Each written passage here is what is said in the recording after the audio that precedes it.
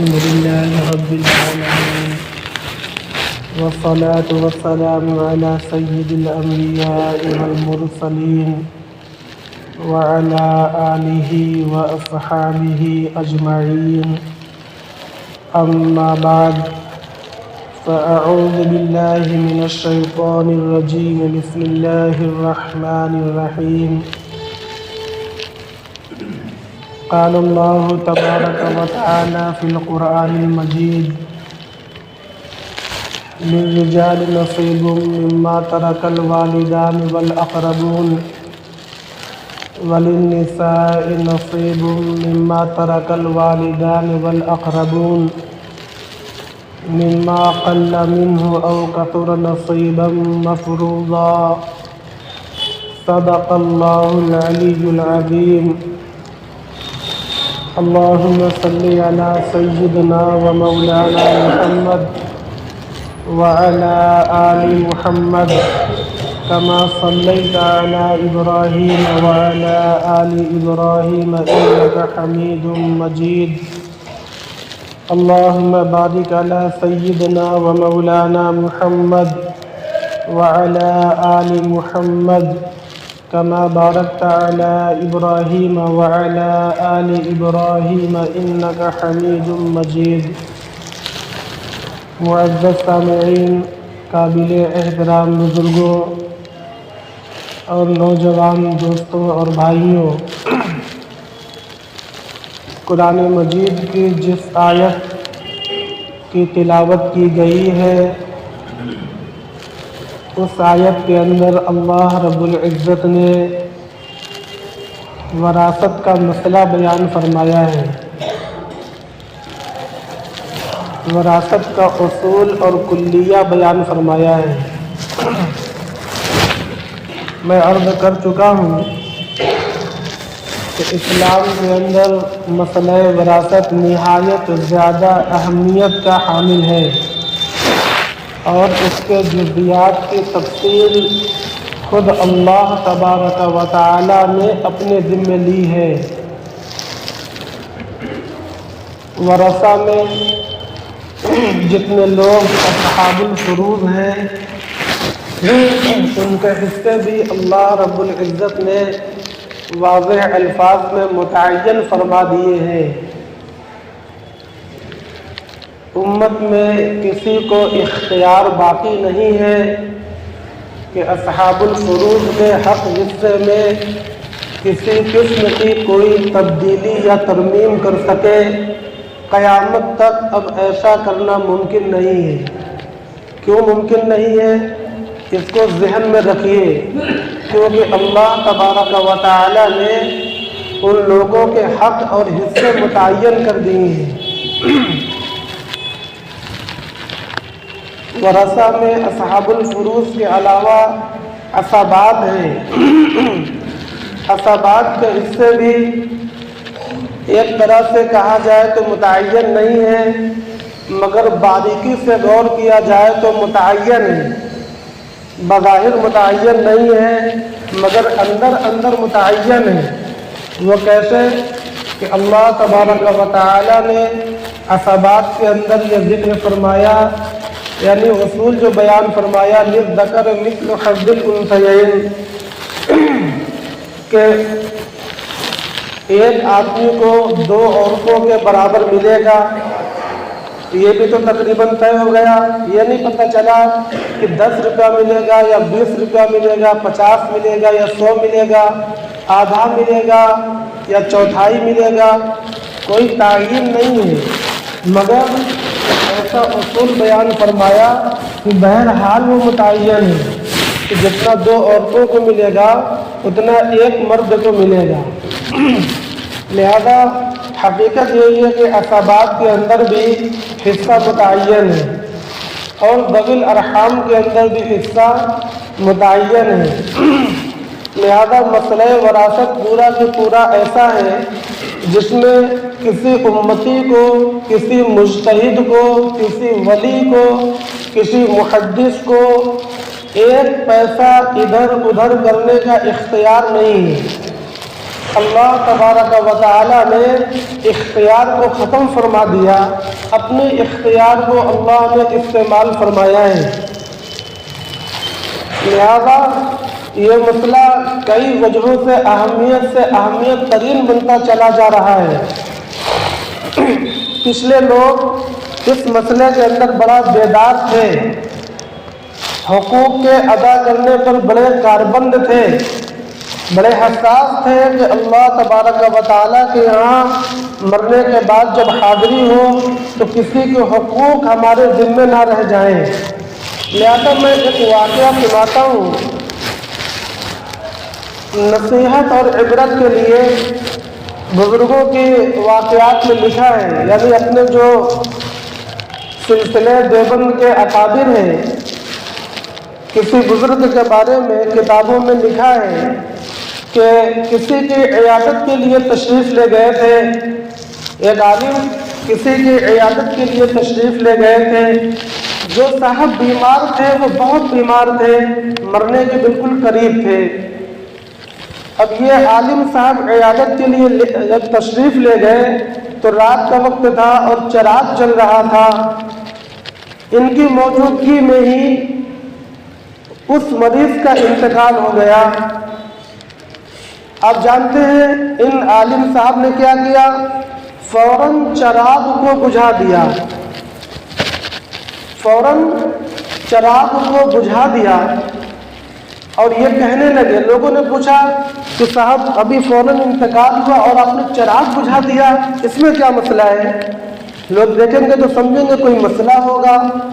تو انہوں نے کہا کوئی مسئلہ نہیں ہے، بلکہ مسئلہ یہ ہے کہ یہ چراغ جو جل رہا تھا مرنے والے کی ملکیت کا تھا، اس میں جو تیل ہے وہ مرنے والے کا تھا۔ جب یہ مر گیا تو اب یہ تیل وراثت بن گیا، ترکہ بن گیا۔ ہم اور آپ بغیر بٹوارا کیے اس کو استعمال کرنے کے حقدار نہیں ہیں۔ اپنے جیب سے پیسہ نکالا، تیل منگایا اور اس رات میں اپنے پیسے کے تیل کو جلوایا۔ یہ بہت دور کی بات نہیں ہے، یہ ہزاروں سال پرانا قصہ نہیں ہے۔ اپنے اکابر کے واقعات میں یہ واقعہ میری نظر سے گزرا ہے۔ اس قدر محتاج تھے وہ لوگ کہ وہ جو 5 گرام 10 گرام تیل جلنا ہے اس کو بھی گوارا نہیں فرماتے تھے، بلکہ کہتے تھے کہ اس چراغ میں جو تیل ہے وہ تیل بھی وراثت بن چکا ہے۔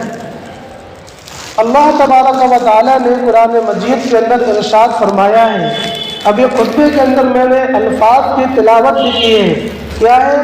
مما قل منہ او کثرا نصیبا مفروضا، مما قل منہ او کثر، قل کا معنی قلیل، کثر کا معنی کثیر، نصیبا مفروضا کا معنی فرض کیے ہوئے حصے، اللہ کی طرف سے متعین کیے ہوئے حصے۔ کیا مفہوم ہے؟ مرنے والا جو کچھ چھوڑے گا وہ وراثت اور ترکہ بنے گا، اگر بہت ہو وہ بھی ترکہ بنے گا اور بہت تھوڑا ہو وہ بھی ترکہ بن جائے گا۔ جیسے ان عالم صاحب نے تیل کے اندر مسئلے کو یعنی سمجھانے کی کوشش کیا، اگر مرنے والا صرف ایک چادر چھوڑ کر مرے، اس کے پاس اور کچھ بھی نہ ہو، زمین جائیداد مال دولت گہنے گڑیے کچھ بھی نہ ہو، صرف ایک لنگی چھوڑ کر مرے اور ورثہ اس کے 10 20 30 ہو تو وہ لنگی کے اتنے حصے دیے جائیں گے۔ وہ چاہے تو پھاڑ کر لے لے، کوئی گناہ نہیں ہوگا، بلکہ یہ فرض کی ادائیگی ہوگی۔ اور آپ جانتے ہیں کہ ہر فرض کی ادائیگی پر اللہ نے اپنے فضل و احسان سے ثواب رکھا ہے۔ اللہ پر واجب نہیں ہے ثواب کا دینا، ہمارے اوپر واجب ہے عبادتوں کو کرنا، اللہ کو یاد کرنا، اللہ کا شکر ادا کرنا، یہ ہمارے اوپر عقلاً شرعاً اخلاقاً واجب ہے، مگر اس کے بدلے میں اللہ ثواب دے وہ کوئی واجب نہیں کر سکتا، دلائل سے ثابت نہیں کر سکتا، وہ صرف اللہ کا فضل اور احسان ہے۔ اسی طریقے سے یہ مسئلہ میراث میں فرض کی ادائیگی یہ ہماری اور آپ کی ذمہ داری ہے اس پر اللہ ثواب دے، یہ اس کا احسان ہے۔ عرض یہ کرنا ہے کہ کم سے کم بھی اگر مرنے والا چھوڑ کر مرے گا تو وہ بھی ترکہ ہی ہوگا۔ میں نے آپ کو کچھ دنوں پہلے بتایا تھا، کچھ لوگ یہ کہتے ہیں کہ صاحب اگر ورثہ ترکہ وہاں بنتا ہے جہاں بہت کچھ مال ہو، بہت کچھ چھوڑ کر مرے ہو، اب یہ کوٹری چھوڑ کر مرے ہیں، اس میں کیا ہم بہنوں کو اور بھتیجوں کو اور بھانجوں کو حصہ دیں گے؟ وہ وہاں پر ہڑپ کرنے کی کوشش کرتے ہیں۔ یہ سراسر بے ایمانی ہے۔ جب اللہ نے یہ کہہ دیا مما قل منہ او کثورا، تو بات ختم ہو گئی۔ 1 روپیہ ہو یا 1 ارب روپیہ ہو، وہ اس اصول کی روشنی میں برابر ہے، ان میں ترکہ تقسیم ہوگا تو ہوگا، دوسرا مسئلہ جاری نہیں ہو سکتا۔ دوسری بات یہ ہے کہ بہت سی وراثتیں سامنے ہی نہیں آتی، وہ گویا اسی طرح اوجھل رہ جاتی ہیں، اگرچہ ہماری نگاہوں سے اوجھل ہو جائیں مگر احکم الحاکمین کی نگاہوں سے اوجھل تو نہیں ہو سکتی، اللہ کے علم کے احاطے سے باہر تو نہیں جا سکتی۔ کل قیامت کے دن اس کا حساب ہوگا اور لینا دینا پڑے گا۔ لہذا ہم سب اس بات کے ذمہ دار ہیں کہ کسی کا قرضہ تو ہمارے اوپر باقی نہیں ہے، کسی کی پیمنٹ تو باقی نہیں ہے، کسی کے حقوق تو باقی نہیں ہے، اگر وہ باقی ہیں تو اپنی زندگی میں اس کا صفایا کر لیں، اور اگر باقی صفایا نہیں کر پائے تو اللہ کے نبی صلی اللہ علیہ وسلم کی ایک حدیث ہے جس کا مفہوم یہ ہے کہ کسی آدمی کے لیے حلال نہیں ہے کہ وہ 3 رات گزارے اس حال میں کہ اس کی وصیت اس کے سرہانے نہ رکھی ہو، وہ 3 رات گزارے اس حال میں کہ اس کی وصیت اس کے سرہانے نہ رکھی ہو۔ یہ وصیت کے بارے میں حدیث ہے۔ اس کا مفہوم کیا ہے؟ وصیت 2 قسم کی ہوتی ہے، ایک نفلی وصیت، وہ اگر لکھ کر نہیں رکھی ہے تو حلال حرام کا مسئلہ نہیں ہوگا، لیکن ایک وصیت وہ ہے جو واجبات کی ہے، مثلا میرے اوپر قرض ہے یا میرے پاس کسی کی امانت رکھی ہے یا کچھ حقوق باقی رہ گئے ہیں اور موت قریب آ رہی ہے، بیمار پڑ رہے ہیں، حالات ساتھ نہیں دے رہے ہیں یا ملک کے ماحول ہی خراب ہو چکے ہیں، ایسی حالت میں اللہ کے نبی صلی اللہ علیہ وسلم کی تعلیم یہ ہے کہ وصیت کو لکھنا واجب ہے۔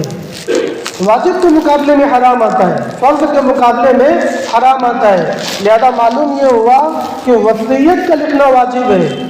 وہ اپنے ورثہ بیٹوں یا بھائیوں جو بھی اس کے ورثہ ہیں ان کے نام وصیت لکھ جائیں کہ صاحب میرے پاس یہ امانت رکھی ہے یا فلاں کے اتنے قرض ہیں یا فلاں کے یہ حقوق میرے ذمے رہ گئے ہیں جس کو ادا کرنا واجب ہے، یا کفارہ کی یہ رقم رہ گئی ہے یا نظر کی یہ رقم رہ گئی ہے، جو بھی حقوق واجب ہے چاہے وہ اللہ کے ہوں چاہے بندوں کے ہوں، ان حقوق کی وصیت کو لکھنا واجب ہے۔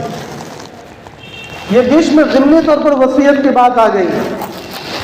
میں عرض یہ کرنا چاہ رہا ہوں کہ بہت سے حقوق ایسے ہوتے ہیں جو بات مطلب نگاہوں سے اوجھل رہتے ہیں، تو ہم اور آپ غافل نہ رہیں، ہم اور آپ ایسے بنے کہ ہر چیز ہماری نگاہوں کے سامنے ہو، بھولنے والے نہ بنے، غافل نہ بنے، ذاکر بنے، بے فکر نہ بنے، فکر مند بنے، ہر چیزوں کو لکھیں، ہر چیزوں کی یادداشت بنائیں، اپنی زندگی کو اصول اور نظم و نسق کے ساتھ گزارنے کی کوشش کریں جو اسلام سکھلاتا ہے۔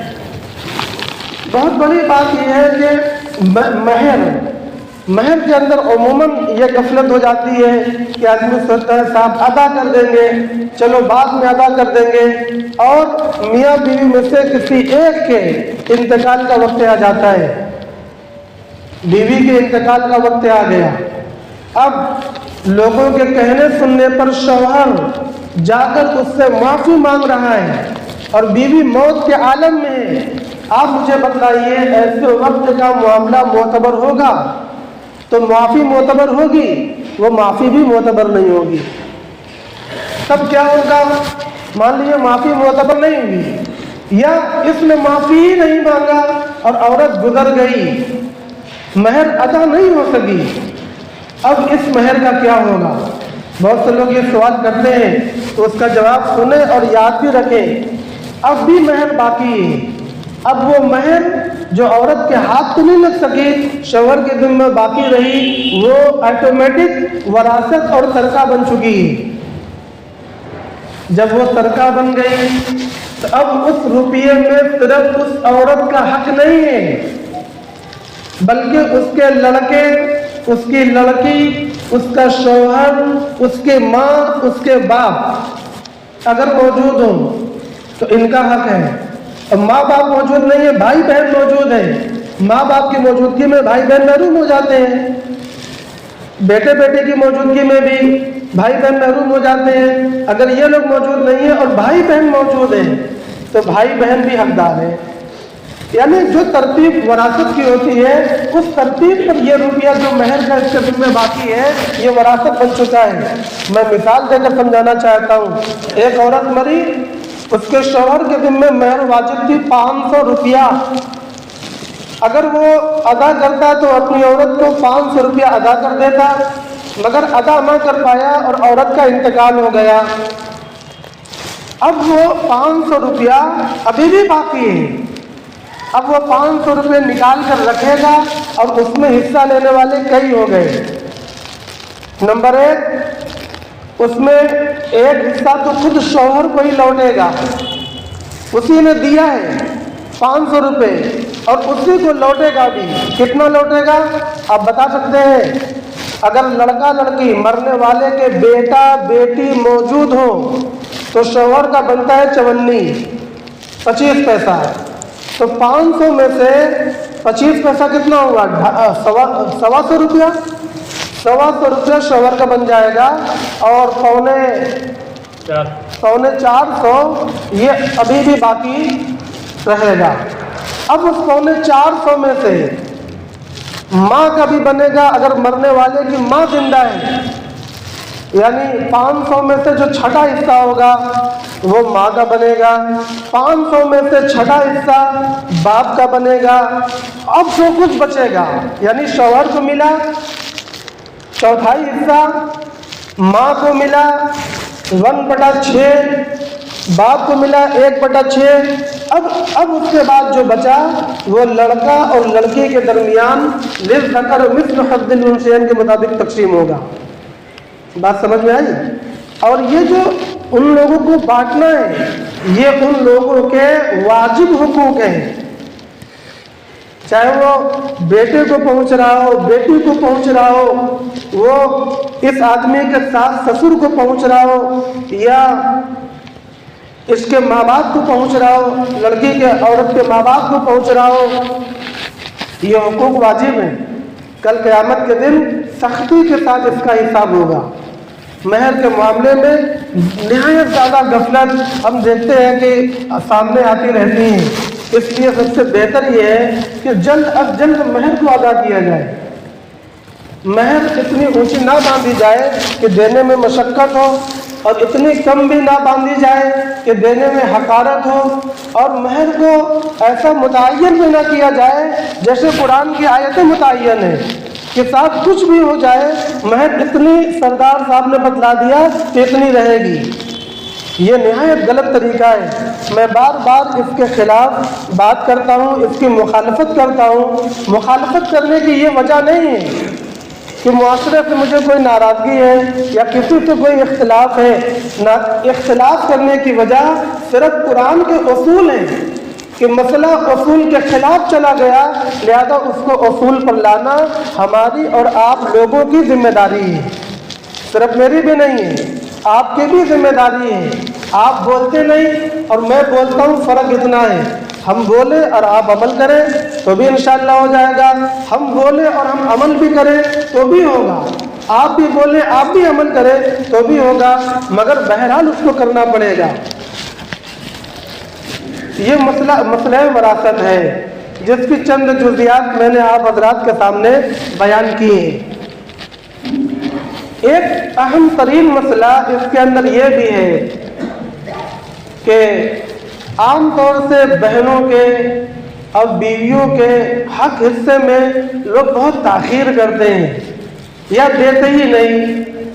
نہ دینا یہ تو اکبر الکبائر ہے، نہایت بڑا جرم ہے، اور تاخیر کرنا بھی کوئی اچھی بات نہیں ہے. تاخیر کرنا اگر کسی مضبوط وجہ سے ہے تو کوئی حرج نہیں ہے، لیکن تاخیر بلا سبب ہے تو یقیناً وہ مضرت پہنچائے گی، وہ تاخیر نقصان پہنچائے گی. اور آپ جانتے ہیں شریعت کا اصول ہے لا ضرر ولا ضرار. یہ شریعت نے اصول دیا ہے، نہ نقصان اٹھانا ہے اور نہ نقصان پہنچانا ہے. لا ضرر ولا ضرار، نہ نقصان اٹھانا ہے اور نہ نقصان پہنچانا ہے. اور نقصان پہنچانا بھی گناہ اور جان بوجھ کر نقصان اٹھانا بھی گناہ. ہم اور آپ اس بات کے حقدار نہیں ہیں کہ اپنا 1 روپے کا سکہ بلا وجہ اسی طرح پھینک دیں، اس کا بھی قیامت کے دن حساب ہوگا. مال ہے، مال کو ضائع کیوں کیا؟ بعض مرتبہ آدمی غصے میں گھر کی چیزوں کو توڑ پھوڑ دیتا ہے، نقصان کر دیتا ہے. یہ ایسا غصہ ہے جو جائز نہیں بلکہ حرام ہے. اللہ سے دعا کرے کہ ہم سب لوگوں کو اس طرح کے غصے سے بچائے، ہماری حفاظت فرماوے. غصہ بھی ہماری شریعت کے حدود میں ضروری ہے، محبت بھی شریعت کے حدود میں ضروری ہے. رشتہ اور تعلقات بنانا اور بگاڑنا یہ شریعت کے حدود میں ضروری ہے. ہم کسی چیز میں بھی شریعت کے حدود کے باہر قدم نہیں رکھ سکتے. یہاں تک کہ غصے میں، یہاں تک کہ بولنے میں، یہاں تک کہ تاکنے میں ہم شریعت کے قانون کے پابند ہیں. پہننے میں، سونے میں، اوڑھنے میں بھی پابند ہیں، ہر چیز میں پابند ہیں.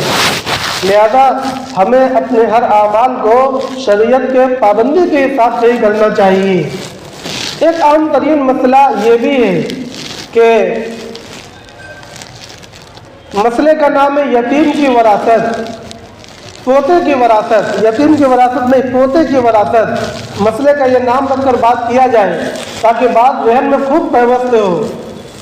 ہوتا یہ ہے کہ اگر کوئی لڑکا باپ کی موجودگی میں انتقال کر جائے، شادی شدہ لڑکا، آل اولاد والا لڑکا باپ کے موجودگی میں انتقال کر جائے تو اس کے جو بچے ہیں چھوٹے چھوٹے، وہ دادا کے وراثت میں وارث نہیں بنتے. یہ شریعت کا قانون ہے. قانون کس وجہ سے ہے اسے بھی سمجھنا چاہیے، مگر یہ سمجھنا اتنا ضروری نہیں ہے. ضروری یہ ہے کہ ہم یہ جانیں کہ اللہ کا حکم کیا ہے، اتنا جان لینا کافی ہے. اب بطور شوق کے، بطور علم کے آگے کی بات بھی جان لیں تو اس میں کوئی حرج بھی نہیں ہے. تو نقطۂ مسئلہ یہ ہوا کہ باپ کی موجودگی میں اگر بیٹا مر جائے اور پوتے موجود ہوں اور چچا لوگ بھی موجود ہوں تو چچا کے ساتھ ساتھ پوتا دادا کا وارث نہیں بنتا. یہ بات سمجھ میں آ گئی؟ چچا کے ساتھ ساتھ پوتا وارث نہیں بنتا. اچھا اگر کوئی چچا ہی نہ ہو، صرف پوتے پوتے ہوں تو بالکل عقل کہتی ہے کہ اب پوتا ہی وارث بنے گا تو پوتا وارث بن جائے گا. اصل مسئلہ یہ ہے کہ وراثت کے اندر اللہ تبارک و تعالیٰ نے ایک اصول، ایک قانون دیا ہے. اس قانون کے مطابق جو وارث بنے گا اس کو وارث بنایا جائے گا، جو وارث نہیں بنے گا اس کو وارث نہیں بنایا جائے گا. اللہ نے جو قانون دیا اس قانون کے بیان کرنے کے بعد اللہ تبارک و تعالیٰ یہ جان رہے ہیں، ہمیشہ سے جانتے تھے کہ مسائل کی پیچیدگیوں کی وجہ سے کسی کے ذہن میں یہ بات آ سکتی ہے کہ بھائی فلانے مسئلے میں مصلحت تو اس کے خلاف دکھ رہی ہے. اسی لیے اللہ تبارک و تعالیٰ نے ہمیں مطمئن کرنے کے لیے ایک بات ارشاد فرمائی. ایک بات کیا ارشاد فرمائی؟ آباؤکم و ابناؤکم لا تدرون ایہم اقرب لکم نفعا. تمہارے باپ دادا اور تمہارے بیٹے پوتے تمہیں نہیں معلوم کہ تمہارے لیے نفع بخش اس میں سے کون ہے. یہ تمہیں کبھی معلوم نہیں ہو سکتا، یہ صرف اللہ تبارک و تعالیٰ جانتے ہیں۔ آپ کو تو جو ظاہر میں وہ معلوم ہے، مگر باطن میں اور مستقبل میں کیا ہے یہ تو کوئی نہیں بتلا سکتا۔ اسی مسئلے کا جواب دینے کے لیے اللہ تبارک و تعالیٰ نے بیچ میں یہ الفاظ فرمائے ہیں، آباؤکم و ابناؤکم لا تدرون ایہم اقرب لکم نفعا، تمہارے باپ دادا، تمہارے بیٹے پوتے، تمہیں نہیں معلوم کہ ان میں سے کون تمہیں نفع پہنچائے گا، کون نفع نہیں پہنچائے گا۔ اس لیے اللہ تبارک و تعالیٰ نے جو قانون دیا ہے وہی قانون واجب العمل ہوگا۔ قانون کیا دیا ہے؟ للرجال نصیب مما ترک الوالدان والاقربون، مردوں کو حصہ ملے گا ان میں سے جس کو چھوڑا والدین نے یا قریب ترین کے رشتہ دار نے۔ اس سے اللہ کے نبی صلی اللہ علیہ وسلم سے لے کر صحابہ نے، مجتہدین نے جو بات سمجھی، جو بات امت کے سامنے رکھی، وہ یہ بتلایا کہ وراثت کا معیار ہے الاقرب فالاقرب۔ یہ سب سے مضبوط ستون ہے تقسیم ترکہ کا۔ کیا مطلب؟ یہ اصطلاحی الفاظ ہو گئے، اصطلاحی الفاظ عوام نہیں سمجھتے، یہ علماء کا کام ہے، مگر اس کو سمجھا تو ہم سکتے ہیں۔ اس لیے سمجھانے کے لیے میں عرض کر رہا ہوں، ہم یہ غور کریں کہ جو وراثت تقسیم ہوتی ہے اس کی وجہ کیا ہے یا اس کا معیار کیا ہے، کس وجہ سے وراثت تقسیم ہوتی ہے۔ اللہ کا کوئی کام عقل سے خالی تو نہیں ہوگا، فطرت کے تقاضوں سے خالی تو نہیں ہوگا، ایسا بھی نہیں ہوگا کہ ناقابل سمجھ ہو، ناقابل فہم ہو، یقیناً وہ باتیں ضرور کچھ حد تک سمجھ میں آتی ہوں گی۔ اب ذرا غور فرمائیں، تقسیم ترکہ کا معیار کیا ہے؟ کیا تقسیم ترکہ کا معیار حاجت اور ضرورت ہے؟ یعنی وراثت اس کو ملے گی جس کو حاجت اور ضرورت ہے، کیا یہ معیار ہے؟ اگر یہ معیار ہوتا تو پھر سارے بھائیوں کو برابر نہ ملتا۔ ایک بھائی بہت امیر ہے، ایک بھائی متوسط ہے اور ایک بھائی بہت پریشان حال ہے۔ اب جو وراثت تقسیم ہوتی، اگر ضرورت کے مطابق تقسیم ہوتی تو سب سے امیر والے کو چھوڑ دیا جاتا اور سب سے غریب والے کو سب سے زیادہ دے دیا جاتا اور متوسط والے کو تھوڑا سا دے دیا جاتا، ہے کہ نہیں؟ معلوم یہ ہوا کہ تقسیم ترکہ کا معیار حاجت مندی ہونا ہے ہی نہیں۔ میں سمجھتا ہوں کہ پوتے کی میراث کا جواب یہیں سے ہو گیا۔ تقسیم ترکہ کا معیار حاجت اور ضرورت ہے ہی نہیں، کیونکہ اگر اس کو تسلیم کر لے تو پھر سارا قانون درہم برہم ہو جائے گا، اور پھر خود یہ جو مرنے والے کے چند بچے ہیں، چند بچیاں ہیں، ان میں بھی وراثت مختلف ہو جائے گی۔ مرنے والے کی 2 3 4 بیویاں ہیں اور ہر بیوی کے حالات الگ الگ ہیں، ان میں بھی وراثت الگ الگ پھر جاری ہو جائے گی، جبکہ ایسا کچھ نہیں ہے۔ معلوم یہ ہوا کہ تقسیم ترکہ کا معیار حاجت اور ضرورت ہے ہی نہیں۔ اس بات کو یاد رکھیے، میں اہم نکات پر گفتگو کر رہا ہوں۔ پھر تقسیم ترکہ کا معیار کیا ہے؟ شاید دماغ میں آئے خدمت۔ تقسیم ترکہ کا معیار خدمت ہے، جو جتنی زیادہ باپ کی خدمت کرے گا وہ اتنا زیادہ اس کے ترکہ کا حقدار ہوگا۔ کیا ایسا ہے؟ آپ سب جانتے ہیں کہ ایسا بھی نہیں ہے، ورنہ جو سالوں سے گھر چھوڑ کر سفر میں ہیں یا بھاگے ہوئے ہیں یا ناراض چل رہے ہیں، باپ کی خدمت نہیں کیا، ان کو محروم ہونا چاہیے، اور آپ جانتے ہیں کہ وہ محروم نہیں ہے۔ باپ کے ساتھ ایک تعاون نہیں کیا، بھائیوں کے ساتھ 1 روپیہ نہیں کمایا، کبھی ایک حق ادا نہیں کیا، 40-50 سال کے بعد وہ لوٹ کر آئے اور اپنا حق حصہ مانگ سکتے ہیں۔ یہ شریعت کا قانون ہے۔ معلوم ہوا کہ خدمت گزاری بھی تقسیم ترکہ کا معیار نہیں بن سکتا۔ خدمت کے متعلق ایک بات میرے ذہن میں چلی آئی، میں عرض کروں۔ بنو اسرائیل کا ایک واقعہ کتاب میں نقل ہے۔ 4 بھائی تھے، والد بیمار پڑ گئے۔ اب چاروں بھائیوں نے آپس میں مشورہ کیا کہ بھائی والد کی خدمت کون کرے گا؟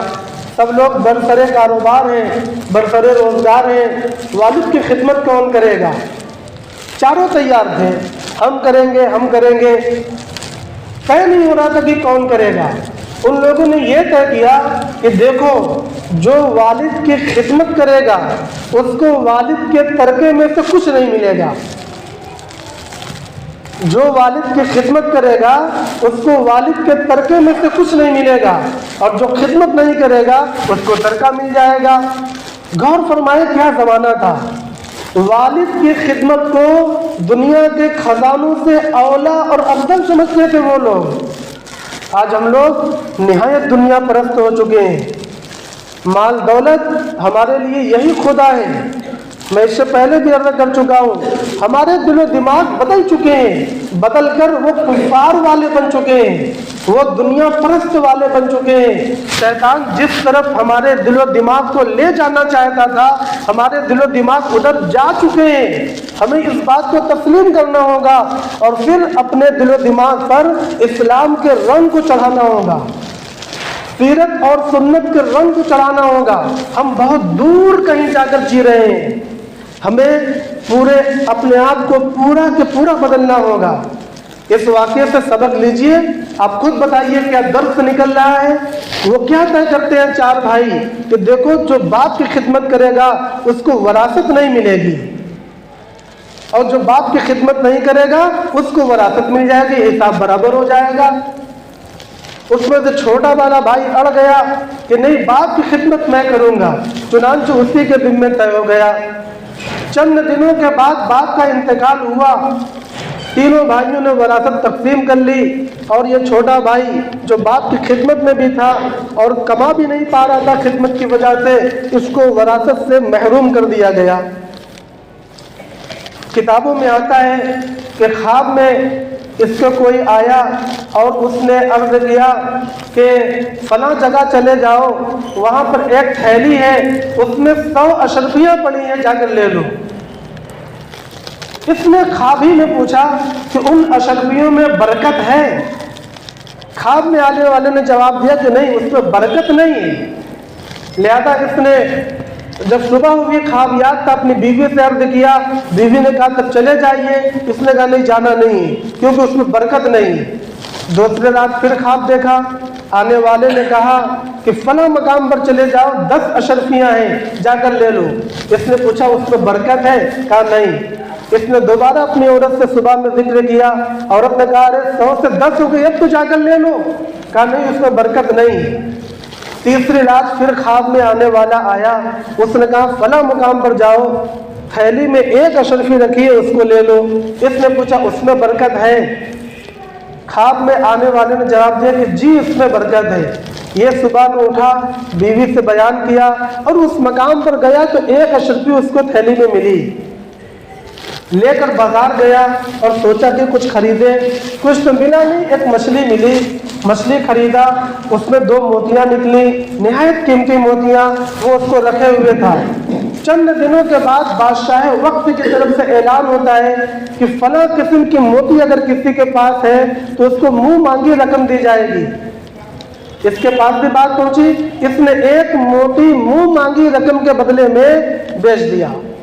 बादशाह के पास गई, उसने मोती देखा, उसको बिल्कुल यही मोती चाह रही थी। उसने कहा कि ये 1 मोती तो मिल गई, मुझे इसका जोड़ा चाहिए, और इसका जोड़ा जो मैं खरीदूंगा तो इससे 10 गुना ज्यादा रकम देने पर भी तैयार हूँ। लोगों ने जब तलाश किया तो इसी के पास जोड़ा भी था। इस कदर बरकत हुई। वाक़या अर्ज करने का मकसद इससे इबरत और नसीहत को हासिल करना है। खिदमत, अल्फाज खिदमत पर मुझे ये बात याद आई कि अगर तक़सीम तरक़ा का मेयार खिदमत होता तो फिर जो ज़्यादा खिदमत करता या तो वो बिल्कुल महरूम हो जाता बनु इसराइल की तरह, या फिर सारा वही पा जाता हम लोगों की सोच की तरह। मगर खिदमत भी उसका मेयार नहीं है, तरक़ा का मेयार कायम मकामी भी नहीं है, और तरक़ा का मेयार यतीम होना, बेवा होना, बेबस, मजबूर और लाचार होना ये भी नहीं है। اگر یہ ہوتا تو پھر تقسیم اس طرح ہوتی کہ محلے میں جو بے بس اور بیوہ ہیں، مرنے والے کا مال ان کو ملنا چاہیے، اور بچے اور بچیاں جو تندرست ہیں وہ محروم ہونا چاہیے۔ معلوم یہ ہوا کہ تقسیم ترکہ کا معیار، یہ چیزیں جو ہمارے ذہنوں میں کبھی آ کر پریشان کرتی ہیں، کوئی بھی نہیں ہے۔ پھر تقسیم ترکہ کا معیار کیا ہے؟ جو اللہ نے بیان فرمایا، مما ترک الوالدان والاقربون، ولدیت، ابنیت، ابوت، یہ جو رشتہ داری ہے، والاقربون، اقربیت، جس کو ہم لوگ اردو میں رشتہ داری کہتے ہیں، یہ اس کا معیار ہے۔ چاہے حاجت مند ہو، چاہے خدمت گزار ہو، چاہے نہ ہو، چاہے بے بس ہو، لاچار ہو، کچھ بھی ہو، وہ وارث ہے تو وہی وارث ہے، اس بنیاد پر وراثت ہوا کرتی ہے۔ اب الاقرب فالاقرب کا معنی یہ ہے کہ قریب کا رشتہ دار دور کے رشتہ دار کو محروم کر دے گا، یہاں حصہ کم کر دے گا۔ دو طریقے سے ہوتا ہے، تو بیٹے کی موجودگی میں پوتا دور کا رشتہ دار ہے کہ نہیں؟ ابھی میت کے اور بیٹے موجود ہیں، ایک مرا ہے، اور بیٹے یعنی قریبی رشتہ دار موجود ہیں، لہذا دور والا محروم ہوگا۔ اگر یہ اصول نہ ہو، پھر دوسرا اصول یہ ہے کہ دنیا کا ہر انسان رشتہ دار ہے، کیا سب کو وراثت ملے گی؟ معلوم ہوا کہ ہر رشتہ دار کو نہیں مل سکتی، بلکہ اس کے اندر بھی اصول کی ضرورت ہے، لہذا اللہ نے یہ اصول دیے ہیں۔ ایک بہت آسان بات یہ ہے، یہ مرنے والا لڑکا جب مرا، کیا یہ جب زندہ تھا تو باپ کے مال پر اپنی ملکیت کا دعویٰ کر سکتا تھا؟ وراثت کا دعویٰ کر سکتا تھا؟ یہ نہیں کر سکتا تھا، تو پھر اس کا بیٹا یہ بدرجہ اولا نہیں کر پائے گا۔ یہ موٹی موٹی تفصیل ہے، انشاءاللہ موقع ملنے پر وراثت کے مسئلے میں تھوڑی سی اور وضاحت کی میں ضرورت سمجھ رہا ہوں۔ اللہ تبارک و تعالیٰ سے یہ دعا فرمائیں کہ اللہ ہمیں اسلام پر صحیح عمل کرنے کی توفیق عطا فرماوے۔ وآخر دعوانا الحمدللہ رب العالمین۔